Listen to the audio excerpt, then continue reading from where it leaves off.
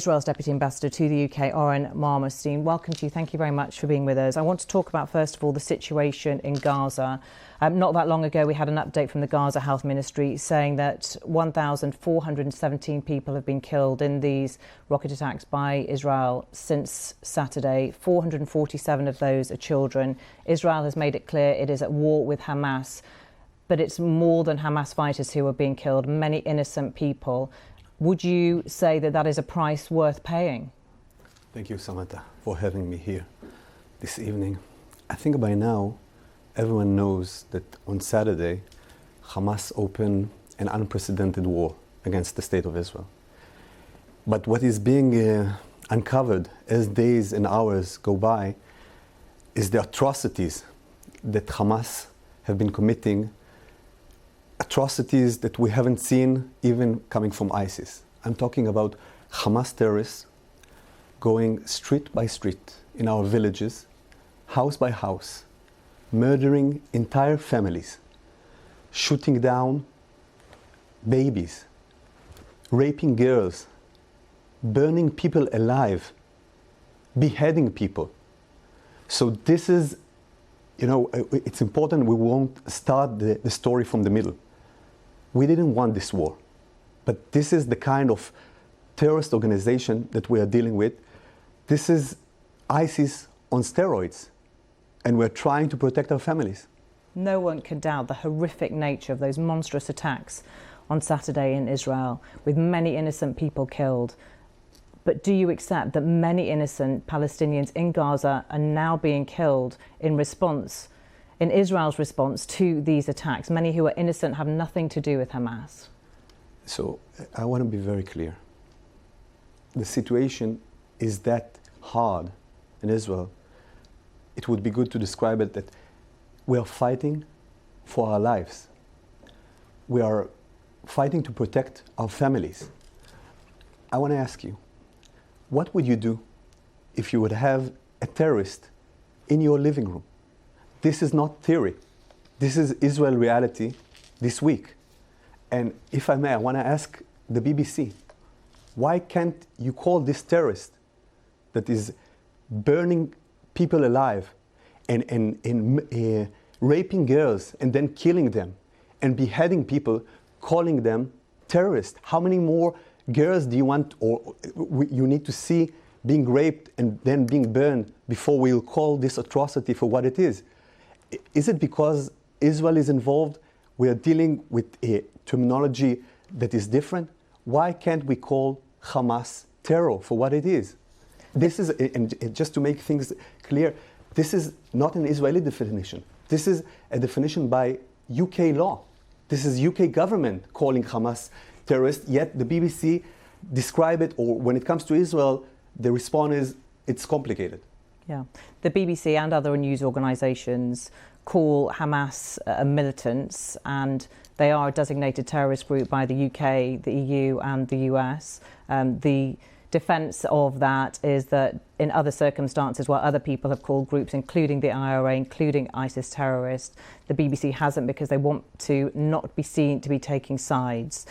I want to focus on what Israel is doing in response, and as you made it very clear, it is in response. You said this is not a war that Israel wants. I'm sure you'll agree it's not a war that more than 2 million people in Gaza want. Israel has insisted this blockade will continue until Hamas hands over it's thought 150 hostages, Israeli hostages. But the price that's being paid for that is the death of many innocent people, and your critics around the world will want an answer to that. They will want a response. They will want to know how Israel justifies that. We are doing everything possible, unlike this Hamas-ISIS organization. We are doing everything possible to prevent harm from civilians. But you won't let people out. You won't let innocent people out. There is no humanitarian corridor. We are now at a situation in which Israel is in a war. And in this war, We're trying to do Sure. everything possible. But And a war, under the rules of war, the Geneva Convention, civilians should not be targeted. You've heard from Antony Blinken today, the US Secretary of State, who met with your Prime Minister, who urged for those civilians to not be impacted. You've heard from the President of America also urging the same thing. I think that people will want to know why you can't do that, why you can't let people out to save their lives. I want to answer people. You know, so many atrocities were happening by Hamas. I want to share with you one story, if you allow me. I've seen this video of a girl. This is an Israeli teenage girl. She's been dragged in the street of Gaza. Her pants are covered with blood. The terrorists are shoving her into a car. But before she's being shoved into this car, you can see her eyes, her petrified eyes, asking us, what are they going to do to me? Samantha, I have two daughters. I don't know if you are a parent. We're doing what every parent would do to protect his children. We're doing whatever every government will do to protect its citizen. It is that bad. Deputy Ambassador, this is a really difficult situation for you. Your country is going through a trauma. You're here, which must be very difficult for you as well. You're not at home. Describe for us, if you can, what the Israeli people are going through, suffering the worst loss of Jewish lives since the Holocaust. Thank you so much, Samantha. This is the right question, because never since the Holocaust, so many Jews were slaughtered just in one day. Just before coming to air, someone showed me another pictures, and there are always discussion. Should we show those pictures or should we not? Two children hugging themselves, burned to death. This is the kind of evil we're dealing with. So we are asking all the people in the world, be with the ones who are, their compass is right. This is a fight against ISIS. Where does the BBC stand? Where does the UK stand? We are grateful for the UK stand. Prime Minister Sunak said that the UK stand with Israel, not just today, not just tomorrow, always. And his Secretary Cleverly called those terrorists for what they are. We are asking people who hear us. Those are people who are beheading people. Those are people who rape girls and then burn them. This is the fight that we're waging. This is the fight that we're dealing with. Are you concerned that in this retaliatory action to crush Hamas, which is the aim now of your government, that you're going to perpetuate what has been a decades-long conflict, that you will create more generations of hatred from Palestinian towards Israel? Where do you see this ending? Samantha, we didn't want this war. This war was forced on us after a month in which we tried to change the reality in Gaza. We tried to change the economic situation in Gaza. You know, your critics say that this was coming. Something as awful as this, as horrific as this, was coming because they blame Israel. Many Palestinians, many people living in Gaza blame them for a more than a decade-long blockade where they don't feel free. They aren't allowed out of their own country, as they would call it. And they say that they have been subjugated and they have been kept in what some call an open prison, and many do blame Israel. So whenever we're trying to reach out to Hamas or to something around Hamas, we are being answered with a vicious violence that we've never seen before. Like I was saying, just a month before this horrific attack, we were trying to change the reality. We were trying to change the economic situation in Gaza. Hamas used this in order to prepare for this war. How are you trying to change it? We're trying to allow more goods. We're trying to allow a better economic conditions. We're trying to de-escalate the situation. But it turns out that Hamas used this time just to prepare for an onslaught never seen in the past. And you know, people are asking us, how is this the right thing?